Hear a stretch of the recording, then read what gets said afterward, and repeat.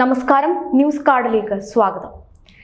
ഏറെ കോളിളക്കം സൃഷ്ടിച്ച വണ്ടിപ്പെരിയാർ പീഡനക്കേസിൽ വിധി വന്നിരിക്കുകയാണ്. ഇടുക്കി വണ്ടിപ്പെരിയാറിൽ 6 വയസ്സുകാരിയെ പീഡിപ്പിച്ച് കൊലപ്പെടുത്തിയ ശേഷം കെട്ടിത്തൂക്കിയ കേസിൽ പ്രതി അർജുനെ കോടതി വെറുതെ വിട്ടിരിക്കുന്നു. പ്രതിക്കെതിരായ കൊലപാതകം, ബലാത്സംഗം തുടങ്ങിയ കുറ്റങ്ങൾ തെളിയിക്കാൻ പ്രോസിക്യൂഷന് സാധിച്ചില്ലെന്ന് ചൂണ്ടിക്കാട്ടി കട്ടപ്പന അതിവേഗ പ്രത്യേക കോടതിയുടേതാണ് വിധി പ്രഖ്യാപനം. കുറ്റപത്രം സമർപ്പിച്ച് 2 വർഷത്തിന് ശേഷമാണ് കേസിൽ വിധി വന്നത്. കേസിൽ വിധി കേട്ട ഉടനെ ആ കുഞ്ഞിന്റെ അമ്മ അലമുറയിട്ട് കരയുകയായിരുന്നു. കട്ടപ്പന അതിവേഗ കോടതിയുടെ വിധി കേട്ട് അതിവൈകാരികമായാണ് മാതാവ് പ്രതികരിച്ചത്. 14 വർഷം കുഞ്ഞുങ്ങളില്ലാതെ കാത്തിരുന്ന് കിട്ടിയ കുട്ടിയാണെന്നും എവിടെ നീതിയെന്നും അവർ ചോദിക്കുന്നു. നിങ്ങൾക്കെല്ലാവർക്കും കുഞ്ഞുങ്ങളില്ലേ? ആ കുഞ്ഞിനാണ് ഈ ഗതി വന്നതെങ്കിൽ നിങ്ങൾക്ക് സങ്കടം തോന്നില്ലേ? അവനെ കോടതി വെറുതെ വിട്ടെങ്കിലും എന്റെ ഭർത്താവ് അവനെ വെറുതെ വിടില്ല.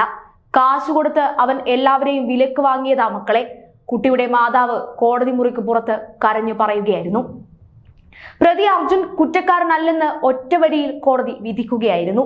പ്രതിക്കെതിരായ കുറ്റം പോലീസിന് തെളിയിക്കാനായില്ലെന്ന് കട്ടപ്പന അതിവേഗ കോടതി വിധിച്ചു. ബലാത്സംഗം, കൊലപാതകം എന്നീ കുറ്റങ്ങളായിരുന്നു പ്രതിക്കെതിരെ ചുമത്തിയിരുന്നത്. 2021 ജൂൺ 30-നാണ് കേസിനാസ്പദമായ സംഭവം നടക്കുന്നത്.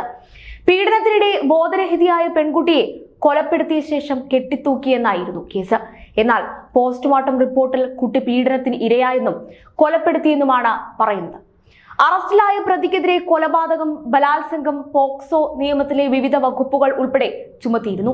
തുടർന്ന് നടത്തിയ അന്വേഷണത്തെ തുടർന്നാണ് വണ്ടിപ്പെരിയാർ സ്വദേശി അർജുൻ പോലീസ് പിടിയിലാവുന്നത്. പീഡനത്തിനിടെ ബോധരഹിതയായ പെൺകുട്ടിയെ കൊലപ്പെടുത്തിയ ശേഷം കെട്ടിത്തൂക്കുകയായിരുന്നുവെന്നാണ് പോലീസ് വാദം. പ്രതി 3 വയസ്സ് മുതൽ പെൺകുട്ടിയെ പീഡിപ്പിച്ചതായും മാതാപിതാക്കൾ ജോലിക്ക് പോകുന്ന സമയത്തായിരുന്നു പീഡനമെന്നും കുറ്റപത്രത്തിൽ പറയുന്നു. 2021 സെപ്റ്റംബർ 21-ന് കുറ്റപത്രം സമർപ്പിച്ചു. കൊലപാതകം, ബലാത്സംഗം, പോക്സോ നിയമത്തിലെ വിവിധ വകുപ്പുകൾ എന്നിവയാണ് ചുമത്തിയിരുന്നത്. കേസിൽ 48 പേരെ വിസ്തരിച്ചു. 69-ലധികം രേഖകളും 16 വസ്തുക്കളും തെളിവായി കോടതിയിൽ സമർപ്പിച്ചു. പ്രതി 3 വയസ്സ് മുതൽ പെൺകുട്ടിയെ പീഡിപ്പിച്ചിട്ട് വരികയായിരുന്നുവെന്നായിരുന്നു കേസിൽ തെളിഞ്ഞിരുന്നത്. വണ്ടിപ്പെരിയാർ CI ആയിരുന്ന DT സുനിൽകുമാറിന്റെ നേതൃത്വത്തിലുള്ള സംഘമാണ് കേസ് അന്വേഷിച്ചത്. 2021 സെപ്റ്റംബർ 21-ന് കുറ്റപത്രം സമർപ്പിക്കുകയായിരുന്നു. കഴിഞ്ഞ വർഷം മെയ് മാസത്തിൽ കേസിന്റെ വിചാരണ കട്ടപ്പന അതിവേഗ കോടതിയിൽ തുടങ്ങി. പ്രതിക്കെതിരെ പട്ടികജാതി പട്ടികവർഗ പീഡന നിരോധന നിയമത്തിലെ വകുപ്പുകൾ ചുമത്തണമെന്നാവശ്യപ്പെട്ട് പെൺകുട്ടിയുടെ അച്ഛൻ ഹൈക്കോടതിയെ സമീപിച്ചിരുന്നു. എന്നാൽ 2 പേരും ST വിഭാഗത്തിലുള്ളവരാണെന്ന് കണ്ടെത്തിയ കോടതി ഇത് അനുവദിച്ചില്ല. കേസിൽ സാക്ഷികളായിരുന്ന 48 പേരെ വിസ്തരിച്ചു. 69-ലധികം രേഖകളും 16 വസ്തുക്കളും തെളിവായി കോടതിയിൽ സമർപ്പിച്ചു.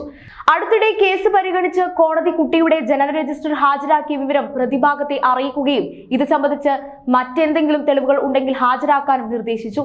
അനാവശ്യ പരാതികൾ നൽകി വിചാരണ പരമാവധി നീട്ടിക്കൊണ്ടുപോകാനുള്ള ശ്രമങ്ങളാണ് പ്രതിഭാഗം ഇതുവരെ കോടതിയിൽ നടത്തിയത്. കൂടാതെ പോലീസ് പ്രതി അർജുനോട് മൃദു സമീപനമാണ് സ്വീകരിച്ചതെന്നാണ് തുടക്കം മുതൽ തന്നെ ആരോപണമുയർന്നത്.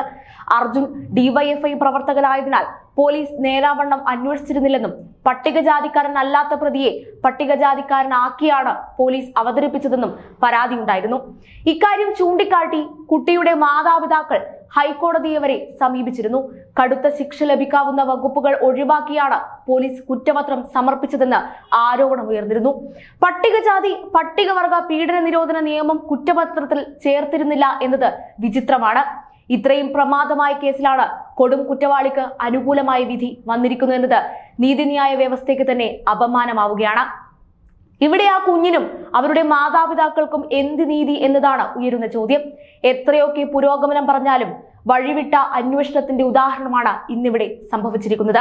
ഇത്രയും വലിയ കേസിൽ മതിയായ തെളിവുകൾ പോലീസുകാർക്ക് കോടതിയിൽ ഹാജരാക്കാൻ പറ്റിയില്ല എന്നത് ആഭ്യന്തരം ഭരിക്കുന്ന പിണറായി വിജയനും അങ്ങേയറ്റം അപമാനമാണ്.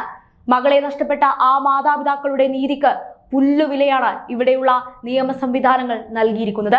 ഇവിടെ സത്യത്തിന് നീതി ലഭിക്കാത്തിടത്തോളം കാലം ഇവിടെയുള്ള സാധാരണക്കാർ കോടതിയെയും പോലീസിനെയും എങ്ങനെയാണ് സമീപിക്കുക എന്നതാണ് ഉയരുന്ന മറ്റൊരു ചോദ്യം.